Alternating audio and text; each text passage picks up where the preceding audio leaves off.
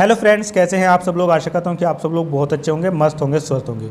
दोस्तों, आज की ये वीडियो केवल और केवल उत्तर प्रदेश की दिव्यांग, विधवा, वृद्धा, तलाकशुदा, परित्यक्ता महिलाओं के लिए हैं। तो अगर आपके जानने में कोई भी दिव्यांग महिला है या विधवा है या वृद्धा है या तलाकशुदा है या परित्यक्ता महिला हैं तो आप उन तक इस वीडियो को ज़रूर भेज देना, क्योंकि आज की इस वीडियो में मैं आप लोगों को बताने वाला हूं उत्तर प्रदेश में जो आंगनवाड़ी कार्यकर्त्री या आंगनवाड़ी वर्कर्स की जो भर्ती निकली हुई है उसके बारे में। यूपी में हेल्पर की भी भर्ती निकाली गई है और आंगनवाड़ी कार्यकर्त्री की भी भर्ती यहाँ पर निकाली गई है। तो आपके जानने में अगर कोई भी दिव्यांग है या विधवा है या वृद्धा है या तलाकशुदा महिला है या परित्यक्ता महिला है तो उन तक इस वीडियो को ज़रूर भेज देना।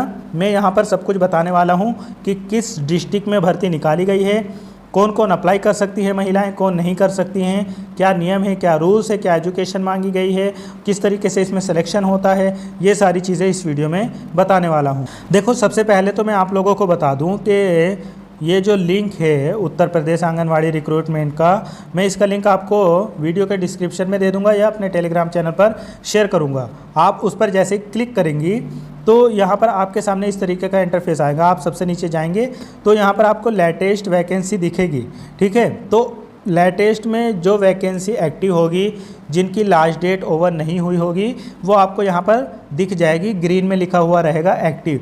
बाकी जिनकी डेट निकल गई होगी जिस डिस्ट्रिक्ट की, तो उसमें क्लोज्ड लिखा रहेगा और वो रेड से लिखा रहेगा। तो देखो, अभी हम देख लेते हैं कहाँ कहाँ पर भर्ती इतने टाइम पर चल रही है। देखो, मेरठ में आंगनवाड़ी की भर्ती है, बागपत में है, इसके अलावा कन्नौज में है, इसके अलावा बिजनौर में है, इसके अलावा कानपुर नगर में है और इसके अलावा ललितपुर में है। ये आंगनवाड़ी कार्यकर्त्री की है। और इसके अलावा जो हेल्पर होती है उनकी भी भर्ती है, बागपत में है और बिजनौर में है, ठीक है। तो अगर आप में से कोई भी महिला है या आपके जानने में कोई महिला है और वो मेरठ से बिलोंग करती है या बागपत से या कन्नौज से या बिजनौर से या कानपुर से या ललितपुर से, तो आप इसमें अप्लाई करवा सकते हो। या अगर आप खुद महिला हैं, देख रही हैं, तो आप भी अप्लाई कर सकती हैं। अगर आपको फॉर्म भरने में दिक्कत होगी तो आप मुझे कमेंट बॉक्स में ज़रूर बता देना फॉर्म किस तरीके से भरना है, मैं उसके ऊपर भी एक वीडियो बना दूंगा। सबसे पहले तो महिलाएं ही इसमें अप्लाई कर सकती है। दूसरी चीज़, आपकी न्यूनतम जो शैक्षणिक योग्यता है वो इंटरमीडिएट होनी चाहिए, मतलब आप 12th पास हो तभी इसमें अप्लाई कर सकती हो। 12th से ज़्यादा आपने कितनी भी पढ़ाई की हो, अगर आपने पोस्ट ग्रेजुएशन किया है, ग्रेजुएशन किया है, तो फॉर्म भरते समय सभी इसमें लगा देना, ठीक है। क्योंकि जब इसकी मेरिट बनती है तो वो 12th के भी नंबर मिलते हैं, उसका परसेंटेज भी जुड़ता है और ग्रेजुएशन का भी इसमें जुड़ता है कुछ परसेंटेज, और पोस्ट ग्रेजुएशन का भी, सबका मिलाकर तभी आपकी फ़ाइनल मेरिट यहाँ पर बनाई जाती है। इसके अलावा अप्लाई करने के लिए आपकी एज जो है वो 18 से 35 वर्ष होनी चाहिए। आप किसी भी डिस्ट्रिक्ट से हो, सभी में एज जो मांगी गई है वो 18 से 35 वर्ष मांगी गई है। एक चीज़ और याद रखना, महिलाओं के लिए ये बहुत अच्छी बात है कि अगर आप विधवा महिला हैं या विधिक तलाकशुदा है या परित्यक्ता है या दिव्यांग महिला है, यहाँ पर दिव्यांग नहीं लिखा, लेकिन मैंने खुद एक दो का फॉर्म भरा है और उनका सिलेक्शन हुआ है इसमें, इसलिए मैं आप लोगों को बता रहा हूँ। अगर आप दिव्यांग महिला है तो आप आराम से अप्लाई कर सकती हो, ठीक है। लेकिन आपकी ग्राम सभा वही लगती हो जहाँ पर वैकेंसी निकली हो। आप अपनी ही ग्राम सभा में अप्लाई कर सकती हो, किसी दूसरी ग्राम सभा में अप्लाई नहीं कर सकती हो। तो अगर आप विधवा या विधिक तलाकशुदा या परित्यक्ता या दिव्यांग महिला हैं तो पहले आपको आपकी ग्राम सभा में प्रायोरिटी दी जाएगी। अगर आपकी ग्राम सभा में कोई दिव्यांग नहीं है या विधवा तलाकशुदा नहीं है, तब यहाँ पर नॉन दिव्यांग को प्रायोरिटी दी जाएगी। लेकिन सबसे पहले जो प्रायोरिटी दी जाएगी वो दिव्यांग को, विधवा को, वृद्धा को, तलाकशुदा को, उनको दी जाएगी, ठीक है। तो इसलिए आप याद रखना कि अगर आप दिव्यांग है या विधवा महिला है या तलाकशुदा है या परित्यक्ता महिला है तो आप इस फॉर्म को ज़रूर भर देना अगर आपके ग्राम सभा में वैकेंसी निकली है तो। कैसे चेक करना है वो मैं आप लोगों को आगे बता दूंगा, लेकिन हाँ, ये ज़रूर याद रखना कि जिस ग्राम सभा के आप स्थायी निवासी है उसी में अगर वैकेंसी निकली है तभी आप अप्लाई कर सकती है, आप दूसरी ग्राम सभा में अप्लाई नहीं कर सकती है। और जब इसकी मेरिट बनेगी तो दिव्यांग, विधवा, तलाकशुदा और परित्यक्ता जो गरीबी रेखा से नीचे हैं उनको पहले प्रायोरिटी दी जाएगी। इसमें अप्लाई करने के लिए आपका आय प्रमाण पत्र और जात प्रमाण पत्र और निवास प्रमाण पत्र, इन सब की आवश्यकता पड़ेगी। तो अगर ये आपके पास में नहीं है तो ये बनवा लेना। ऑफलाइन वाला नहीं चलेगा यहाँ पर। आय प्रमाण, जात प्रमाण, निवास प्रमाण पत्र, ये सारा ऑनलाइन वाला ही होना चाहिए, क्योंकि सिलेक्शन के टाइम आपका सत्यापन किया जाता है, तो ऑनलाइन वाला होगा तभी आपका सत्यापन हो सकता है। इसमें अप्लाई करने के लिए सबसे पहले तो जिस डिस्ट्रिक्ट में नौकरी निकली हुई है आप उस डिस्ट्रिक्ट से बिलोंग करती हो। दूसरी चीज़, उस डिस्ट्रिक्ट में भी, जैसे आपको मेरठ में है, मेरठ में अप्लाई करना है, तो मेरठ में जहाँ पर वैकेंसी निकली हुई है, जैसे मैं इस पर अगर मेरठ वाले पर क्लिक करूँगा तो मेरठ में ग्रामीण मेरठ, रजपुरा, जानी, रोहटा या खरखोटा, मवाना, हस्तिनापुर या परीक्षितगढ़ और माछरा, सरधना और दोराला और सरूरपुर, तो यहाँ पर ये भर्ती निकाली गई है। ठीक है, आगे की मैं आगे बता दूंगा अगले डिस्ट्रिक्ट की। तो अब सबसे पहले तो आप मेरठ से बिलोंग करती हो। उसके अलावा जैसे रजपुरा है, तो आप अगर रजपुरा से अप्लाई करना चाहती हैं तो आप रजपुरा में रहती हो, वहाँ की मूल निवासी हो, मतलब आपका ग्राम सभा रजपुरा लगता हो, या आपको जिस भी डिस्ट्रिक्ट में अप्लाई करना है और वहाँ पर जहाँ पर भी भर्ती निकाली गई है और आपको जहाँ अप्लाई करना है, आप उस डिस्ट्रिक्ट में रहती हो और उस ग्राम सभा के स्थायी निवासी हो।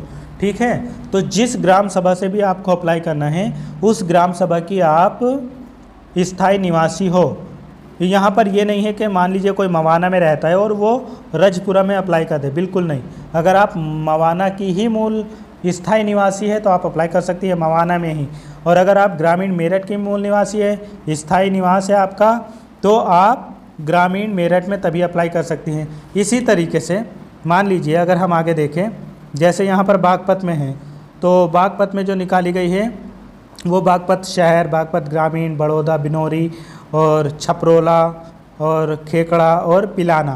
तो अगर किसी को पिलाना में अप्लाई करना है तो वो महिला पिलाना की स्थायी निवासी हो, मतलब पिलाना उनका ग्राम सभा लगता हो, या अगर शहर है तो वार्ड लगता हो, तो आप उसी वार्ड या उसी ग्राम सभा में अप्लाई कर सकती हैं जहां की आप स्थायी निवासी है।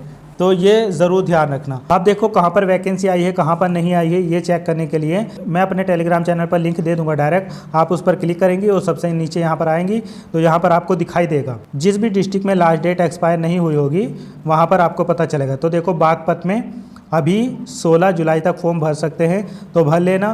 कन्नौज में 16 जुलाई तक फॉर्म भरे जाएंगे, भर लेना। और बिजनौर में 15 जुलाई तक फॉर्म भरे जाएंगे, भर लेना। कानपुर में 15 जुलाई तक फॉर्म भरे जाएंगे, भर लेना। ललितपुर में 9 जुलाई तक फॉर्म भरे जाएंगे, तो इसलिए 9 जुलाई से पहले पहले फॉर्म भर लेना। तो इसको चेक आप आराम से कर सकते हो। मेरे दिए हुए लिंक पर क्लिक करेंगे और यहाँ पर सबसे नीचे आएंगे जहाँ पर भी एक्टिव लिखा है और यहाँ पर लास्ट डेट भी देखो दिखा रहा है, तो यहाँ पर देख लेना। जैसे अगर आप नीचे जाएंगे और यहाँ पर हाथरस है, तो हाथरस में डेट जो है वो एक्सपायर हो गई, मतलब 4 जून को फॉर्म भरना बंद हो गया। तो यहाँ पर क्लोज्ड लिखा हुआ है, ठीक है, वो भी रेड में लिखा हुआ है। वो देखो सारी जगह पर यहाँ पर फॉर्म भरना बंद हो गए हैं। अभी केवल मेरठ, ललितपुर, बागपत और इसके अलावा बिजनौर, कन्नौज, यहीं पर फॉर्म एक्टिव है। तो अगर आप यहाँ से बिलोंग करती हैं, महिलाएं हैं, तो आप यहाँ पर फॉर्म ज़रूर भर देना। हेल्पर के केवल बागपत और बिजनौर में है, तो यहाँ पर अप्लाई कर देना। बाकी जो आंगनवाड़ी कार्यकर्त्री के लिए अप्लाई करेगी वो यहाँ पर अपना देख लेना और अप्लाई कर देना। और बाकी अगर आपको ये देखना है कि आपकी ग्राम सभा में कितनी पोस्टें हैं, तो देखो मैं उदाहरण के लिए बता रहा हूँ। जैसे ललितपुर है, यहाँ पर ऑफिशियल नोटिस पर क्लिक करो और यहाँ पर देखो सब लिखा हुआ है। बार में जैसे यहाँ पर 9 पोस्टें हैं और बिरधा में यहाँ पर 8 पोस्टें हैं। तो यहाँ पर देखो सारी पोस्टें लिखी रहती है, इसमें पूरा विवरण आपका रहता है।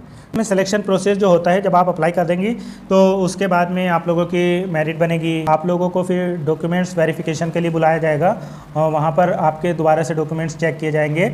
और इसमें कोई ऑनलाइन नहीं आता है, इसमें जहाँ से भी आप अप्लाई करोगी जिस भी ग्राम सभा से, तो वहाँ पर आप SDM के वहाँ ये नोटिस भी लगा होता है, तो वहाँ पर जाकर भी आप चेक कर सकती हैं। वहाँ पर पता कर सकती है लिस्ट आई नहीं आई 2-3 महीना बाद, और बार बार पता करना पड़ेगा आपको। और फिर उनकी तरफ से आपको फ़ोन भी आता है, अगर आपका नाम आता है तो आपको फ़ोन आता है कि आपको यहाँ पर आना है और आपको अपना डॉक्यूमेंट्स वेरिफिकेशन कराना है। तो अगर आपको वीडियो पसंद आई है तो वीडियो को लाइक शेयर ज़रूर कर देना। मिलूँगा फिर किसी और वीडियो में। Thank you so much.